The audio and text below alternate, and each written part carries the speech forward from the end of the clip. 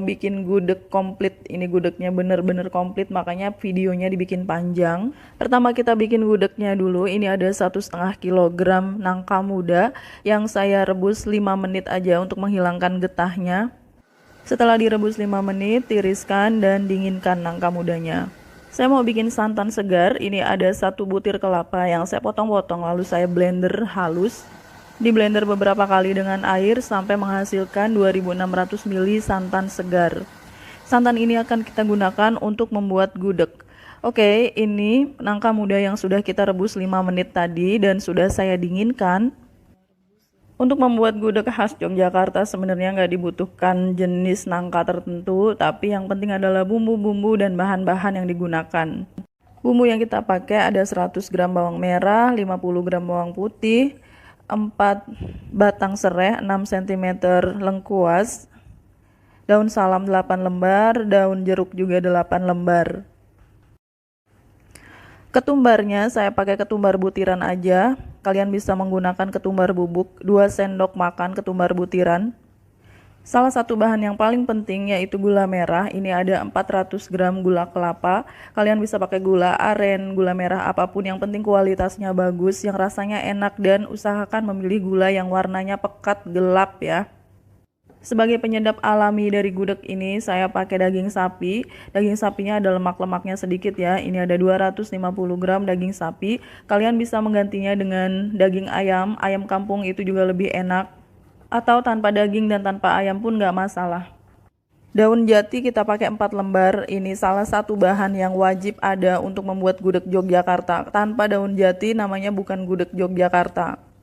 Saya lebih memilih untuk tidak membuat gudeg daripada bikin gudeg tanpa daun jati, karena yang bikin khas, yang bikin warnanya gelap dan aromanya enak itu daun jati. Daun jati ini agak susah dicari, tapi saya dapat dari tukang daging. Hari ini kita mau bikin gudeg yang otentik Jogja ya. Sekarang saya potong-potong dulu bawang merah, bawang putih, dan lengkuas karena saya mau memblender semua bahan ini. Kalian boleh untuk menguleknya. Sebenarnya bikin gudeg itu gampang banget karena cuma dicampur-campur aja, tapi meskipun gampang, lama prosesnya. Itu yang bikin orang agak males untuk membuat gudeg ya. Oke, kita masukkan bahan-bahan bumbu ini ke blender, bawang merah, bawang putih, lengkuas, dan ketumbar. Kita beri air sedikit lalu kita blender sampai halus. Gula merahnya kita potong-potong. Dipotong kasar aja nggak apa-apa. Gula merahnya kita sisihkan dulu dan siapkan panci yang tebal. Saya pakai panci presto, tapi nggak akan saya presto karena saya nggak akan menutupnya sampai kenceng kayak seperti bikin presto. Hanya menggunakan panci presto karena yang paling tebal punya saya panci presto. Kita taruh 2 lembar daun jati sebagai dasarnya. 2 lembar taruh di paling bawah ya, kayak gini. Sangat penting untuk menggunakan panci yang tebal karena kita mau memasak nangka muda sampai berjam-jam ya. Kalau pancinya tipis bisa-bisa jebol itu pancinya.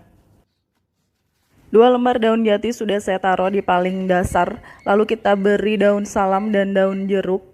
Jadi untuk dasarnya itu 2 lembar daun jati, kita tambahkan daun jeruk dan juga daun salam. Kita taruh aja nangka muda yang udah kita rebus 5 menit tadi ya.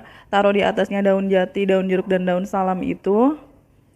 Lalu kita mau menambahkan beberapa bahan lainnya, jadi jangan dimasukkan semua dulu nangka mudanya. Kita beri potongan daging dulu ya di sini, disebar di beberapa bagian potongan dagingnya. Dagingnya ini pasti bakalan hancur ya. Kalau kalian mau pakai ayam silahkan. Oke, kita taburi lagi dengan nangka muda, ditutup ya dagingnya itu pakai nangka muda. Di tahap ini kita taruh lagi daging, dan kalau kalian mau bisa menambahkan telur rebus di sini. Jadi biar telur rebusnya terpendam di situ karena mau dimasak berjam-jam, dan nanti akan jadi telur rebus yang warnanya bagus banget. Kita beri daun salam lagi dan daun jeruk lagi. Jadi prosesnya itu ditumpuk-tumpuk aja gitu ya, kayak dibikin berlapis-lapis. Di setiap lapisannya ada daging, ada daun jeruk, ada daun salam. Tambahkan serai yang udah digeprek. Lalu kita masukkan lagi nangka mudanya. Gudeg Yogyakarta yang asli, yang enak banget, itu harganya agak mahal untuk satu porsi nasi gudeg. Karena kalian lihat sendiri nanti prosesnya panjang banget. Nangka mudanya sudah masuk semua, saya tambahkan gula merah yang sudah kita potong-potong, disebar-sebarin ya gula merahnya. Meskipun gula merahnya itu ada di atas, tapi nanti pada saat direbus dia akan larut dan semua terkena gula merah. Tambahkan bumbu yang udah kita blender, yang bawang merah, bawang putih, lengkuas, dan ketumbar butiran tadi ya. Ini sudah masuk bumbunya. Sekarang masukkan 2600 ml santan segar yang udah kita bikin tadi di awal, yang kelapanya di blender nggak diparut. Penggunaan santan segar ini akan membuat gudegnya lebih legit. Tambahkan 3 sendok makan garam. Garamnya cukup banyak karena ini juga banyak ya, sampai sepanci penuh gini. Ini optional, saya pakai 2 blok kaldu bubuk. Kalau kalian nggak mau pakai juga nggak apa-apa. Tapi menurut saya sih kalau dikasih kaldu bubuk dia lebih gurih lagi rasanya. Agak diaduk-aduk seperti ini ya. Dengan membuat gudeg sendiri kita akan tahu bagaimana proses makanan tradisional diolah hingga menjadi makanan yang begitu populer ya. Oke, saya tambahkan telur rebus. Harusnya tadi telur rebusnya itu di bawah, cuma saya ketinggalan telur rebusnya. Ini cuma ada 3 biji. 3 butir aja, kalau kalian mau telurnya banyak juga nggak apa-apa. Oke, telurnya itu kita masukkan ke dalam sampai dia terendam oleh santan dan ketutup sama nangka mudanya itu. Telur yang dimasak ini nanti dia berubah warna menjadi lebih kecoklatan, lebih gelap. Oke, sekarang saya mau menutup semua ini, semua bahan ini dengan daun jati lagi. 2 lembar daun jati kita tutup. Jadi kan tadi kita pakai 4 lembar daun jati, yang 2 lembar di bawah, yang 2 lembar lagi untuk menutup semua bahan ini. Nah, kayak gini ya, agak ditekan-tekan. Daun jati ini fungsinya selain untuk warna, nanti aromanya juga jadi lebih enak, lebih khas gudeg ya. Oke, ini saya mau tutup dulu. Ditutupnya nggak kenceng banget, karena sebenarnya ini panci presto. Saya nggak memprestonya karena saya mau masak berjam-jam. Kita bawa ke kompor. Nah, ini sudah saya masak selama 1 jam. Airnya belum begitu menyusut karena saya baru memasaknya 1 jam. Dan ketika kita merebus gudeg, usahakan untuk selalu menggunakan api yang paling kecil, sampai-sampai apinya itu nggak nempel di pancinya. Nah, ini kita coba lihat di bawahnya daun jati masih banyak air ya. Kita mau melanjutkan merebus gudeg ini. Nah, kayak gini ya, masih banyak airnya dan warnanya juga belum gelap banget. Oke, ini sudah direbus selama 4 jam. Setelah 4 jam direbus dengan api kecil, airnya sudah mulai menyusut dan warnanya mulai gelap. Ini kita tutup lagi dan kita lanjutkan merebus gudeg. Ini dia gudeg yang sudah direbus selama 7,5 jam di api yang sangat kecil. Proses merebus yang 7,5 jam ini kita anggap cukup dulu dan kita diamkan semalaman sekitar 12 jam. Jadi kita mau sedikit memfermentasi ya, setelah direbus 7,5 jam itu kita diamkan 12 jam. Sudah 12 jam. Ini dia gudegnya yang sudah kita diamkan semalaman dan warnanya makin gelap, aromanya makin enak. Setelah 12 jam didiamkan, kita mau panasin sebentar aja, lalu kita mau diamkan lagi selama 12 jam lagi. Jadi ini umur gudegnya sudah hampir 3 hari ya. Oke, sekarang kita mau bikin sambal goreng krecek kacang tolo. Ini ada kerupuk rambak ya, 200 gram, atau kerupuk kulit sapi yang kualitasnya bagus itu yang tebal-tebal seperti ini, yang hampir mirip kayak tahu. Selain kerupuk kulit sapi, kita pakai kacang tolo. Ini saya dapat kacang tolonya yang segar, ada 100 gram kacang tolo. Kemarin saya belinya, saya taruh di freezer ya. Kita bisa juga menggunakan kacang tolo kering lalu direndam semalaman, nanti dia empuk. Dan saya pakai 250 gram daging sandung lamur, daging sapi yang banyak lemaknya itu. Untuk bumbu sambal goreng krecek kacang tolo, saya pakai 200 gram cabai merah besar yang direbus sampai empuk. Biar warnanya bagus ya, jadi harus direbus. 5 lembar salam, lengkuasnya 3 cm, 2 batang serai, nanti mau kita geprek serainya. Bawang merah 60 gram, sudah saya cuci. Bawang putihnya 40 gram. Bahannya sederhana banget untuk membuat sambal goreng krecek kacang tolo ini, dan saya pakai 100 gram cabai rawit merah. Nanti ini kita pakai yang utuh ya. Kemiri sangrai 30 gram, jadi kemirinya harus disangrai dulu supaya lebih enak rasanya, aromanya. Sekarang saya potong-potong dulu bawang merah, bawang putih, dan lengkuas karena saya juga mau memblender semua bahan ini. Kalian bisa menguleknya kalau sanggup ya. Oke, lengkuasnya juga saya iris-iris. Lalu kemiri saya potong-potong kasar seperti ini. Cabai rawitnya tuh dibagi dua, ada yang kita blender dan ada yang kita pakai utuh-utuh. Nah, ini cabai merah besar yang udah kita rebus, kita campur aja semua bahan ini, mau kita blender. Masukkan ke dalam blender semua bahannya. Untuk menghasilkan sambal goreng krecek kacang tolo yang warnanya merah menyala, itu harus menggunakan cabai merah besar yang direbus. Kalau cabainya nggak direbus, warnanya nggak akan menyala. Bumbunya sudah kita haluskan dan saya mau memanaskan minyak goreng. Minyak gorengnya agak banyak ya. Lalu kita goreng aja bumbu yang udah kita haluskan. Kenapa minyak gorengnya agak banyak? Supaya mirip dengan sambal goreng krecek kacang tolo yang dijual di penjual gudeg itu ya. Biasanya sampai berminyak-minyak gitu. Oke, saya tambahkan serai dan daun salam. Aduk rata. Masukkan daging sapi atau daging sandung lamur ini. Untuk ukuran potongannya bisa disesuaikan dengan selera kalian aja, mau besar-besar atau kecil-kecil. Tambahkan sedikit air. Nanti kita mau pakai santan juga ya, sambal goreng krecek kacang tolo ini. Tambahkan 1 sendok makan garam. Jadi untuk makan gudeg itu yang komplit itu pasti ada sambal goreng krecek kacang tolo. Berasa ada di Jogja ya ini nanti ya. Oke, saya tambahkan 3 sendok makan gula merah. Usahakan untuk pakai gula merah supaya warnanya lebih bagus. Nah, ini kerupuk rambak atau kerupuk kulit sapi yang udah saya cuci bersih. Kita masukkan semua, dan santan 1 liter kita masukkan. Santannya santan sedang aja. Nggak perlu terlalu kental dan jangan terlalu encer juga. Oke, saya aduk-aduk. Ini mau kita rebus, kita tutup dulu. Dan direbus sampai kuahnya berkurang. Ini warnanya mulai bagus, kita tambahkan kacang tolo. Kacang tolonya juga saya cuci lagi ya.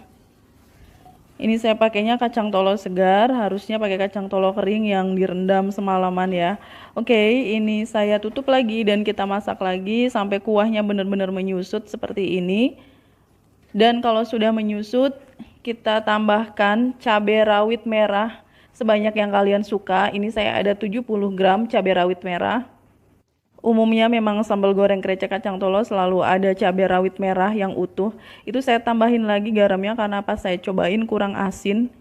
Kalian bisa mengatur rasanya ya. Bisa tambahkan kaldu bubuk, micin atau apapun yang kalian suka. Ini udah mateng, matikan apinya. Sekarang kita mau bikin opor putih, opor ayam yang warnanya putih. Ini saya pakai 30 gram kemiri yang saya sangrai.